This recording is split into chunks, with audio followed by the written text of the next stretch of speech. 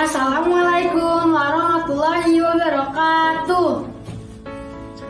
Nepangkeun nami abdi Audrey Adifa nu asalna TSDIT Alhamidiyah.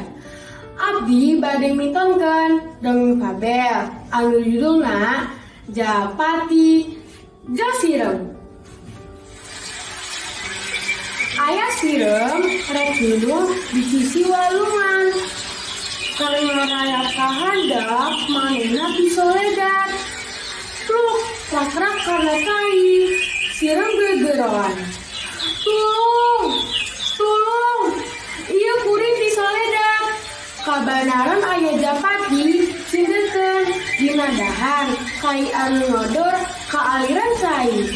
Barang ngarewet kahandap katinjo aya sirem keur kokosehan. Japati karunyaan, dalebar ngibernya perken, bari nyegel, daun selembar. Tong diasolkan ke harapan sirem. Sirem tuluy, puntang kana daun ku Japati, dibawa ke darat.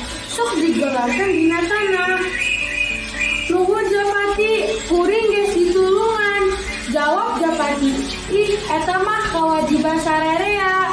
Nulungan batur anu cilaka eta wajib. Manuk ciung jeung ti kukur ti sawah hiber ka mana. Mun urang nulung ka batur eta teh lampah utama. Hatur nuhun. Wassalamualaikum warahmatullahi